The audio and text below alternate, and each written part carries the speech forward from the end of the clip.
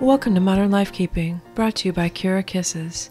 I am your host, Lori Christine. So many of us are stuck in fear.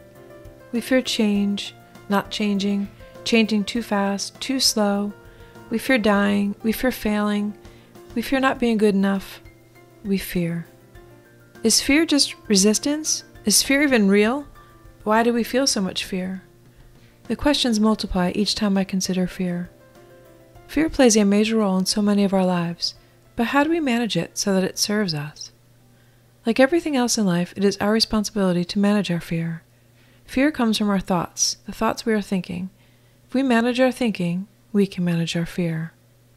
I realize this is easier said than done. But what if we embraced fear as a messenger? There are times when fear serves us. Fear keeps us from taking careless risks. Fear alerts us to danger. It even functions to keep us humble. Fear is an innate instinct that is programmed to keep us safe. It is definitely something we all have in common, even if we all manage it differently. In modern lifekeeping, fear has become overgrown and intrusive.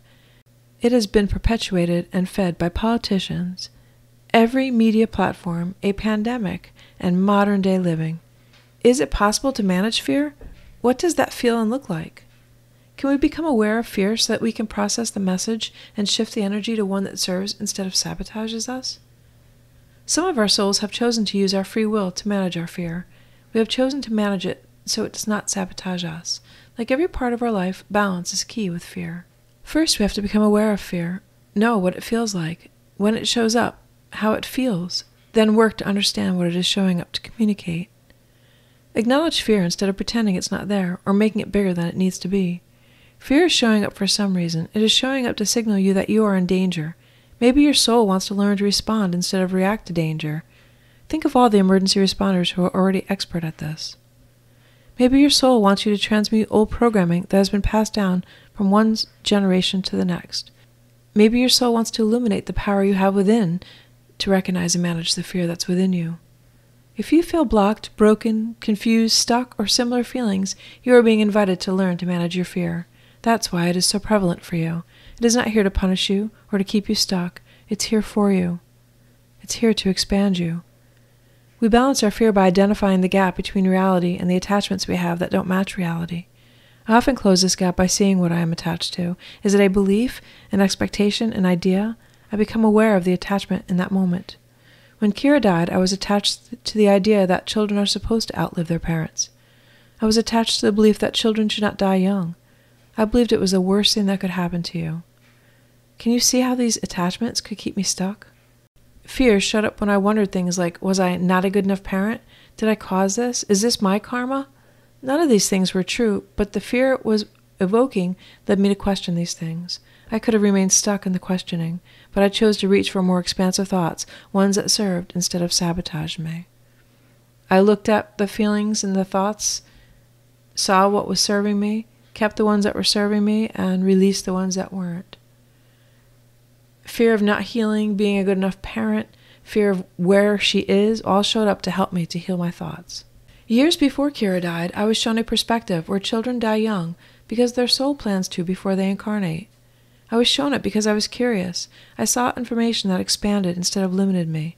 I was able to draw information to me that expanded my view of death. This experience also demonstrated how we can attract knowledge to us. I didn't apply the knowledge until Kira died. I'm grateful that I had it. The knowledge came together from multiple sources to help me heal. It helped me to see the illusions that exist all around us. We have been taught so many different beliefs about fear. I can't think of one that empowers us. How can we manage fear so that it doesn't manage us? We can begin by becoming aware of when fear is showing up, recognizing it in the moment.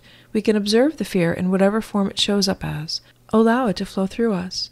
We can ask fear why it's showing up. We might get an answer or just know the answer. We might go back to what we were thinking just before we observed fear. What were we thinking about? What about the thoughts we were thinking was evoking fear? What thoughts are leading us to the emotion of fear? Are we afraid of failing? Of being too successful? People not liking us? What is driving the fear? Is fear warning you of something, or does it feel like it is blocking you? Fear warns you of imminent danger and offers you warnings of possible danger. Learn to recognize the difference. Fear that is imminent might feel urgent. It might give you goosebumps or a bad feeling in the pit of your stomach. It will wash over you suddenly. Practice perceiving fear as a message. Allow the message to flow through you. Observe the message and ask it, intuit, or know what it is showing you. Be open to receiving information in different ways, like I was when I read about young souls making contracts to die young. Fear that is blocking you is generally based on thinking patterns that no longer serve you. These patterns have become so automatic that you are not aware they are happening. For example, we fear death because of our beliefs around death. We fear failure because of our beliefs around failure. We fear success because of our beliefs around success. Change your beliefs, and you will unblock yourself.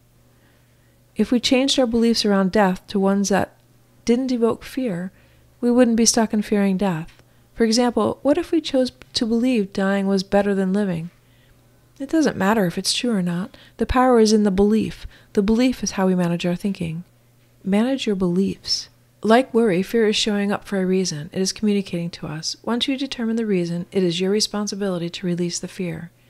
You release the fear by affirming you release the fear, embracing the message it offered, and taking inspired action steps in an expansive direction. You block fear by allowing it to stay stuck inside of you, festering in your mind and turning in your gut. This is resisting the message. It is how you become stuck. The energy of fear stays stuck inside of you because it became blocked by too many thoughts or by an ego defense mechanism such as denial. Take a close look at your beliefs. We all have beliefs that limit us. We have layers and layers of beliefs that we are not even aware we have. It is our responsibility to continue to examine these beliefs and to transmute the ones that limit us into ones that expand us. What if we chose to trust? We have the free will to stop fear from blocking us. It doesn't even have to be an obstacle that we overcome. It can simply be something we notice that shows up to inform us of limiting beliefs that are keeping us from reaching our potential. We have an abundance of limiting beliefs just around fear, but fear isn't always the top layer. Dig deep when you're experiencing feelings that are out of alignment with your best self. Ask yourself the questions. Be curious about the information that defines and surrounds you. Learn to manage what defines you so that you can become who you are most meant to be without things like anger, anxiety, depression, fear, hurt, and worry keeping you stuck. They weigh us down when we ignore or obsess over them and move us forward when we allow them to flow through us, communicating their message. Focus on getting to know your emotions. It is a self-parenting tip that we were never taught. Identifying and managing our emotions, whether taught to us or not, is still our responsibility. It is an act of self-care and of self-love. Learning to differentiate the emotions, their meanings, messages, and triggers is a tool on our path of happiness. You can run and hide, but these emotions just follow you. Take the time to feel into them. Become their friend. I assure you that when you do, they will become easier to manage. Our emotions want to be heard. It's as if they are screaming, "Me too." Thank you for listening to this week's episode of Modern Lifekeeping with Lori Christine, brought to you by Kira Kisses. It is easy to become stuck in fear. Oftentimes it happens without us realizing it is happening. Becoming aware of fear in our life is the first step in learning how to manage and overcome it. For more information on my individual and parenting support groups, retreats, and services, visit Kira, Keara, Kisses.com. Thank you for listening. Until we meet again, keep wondering.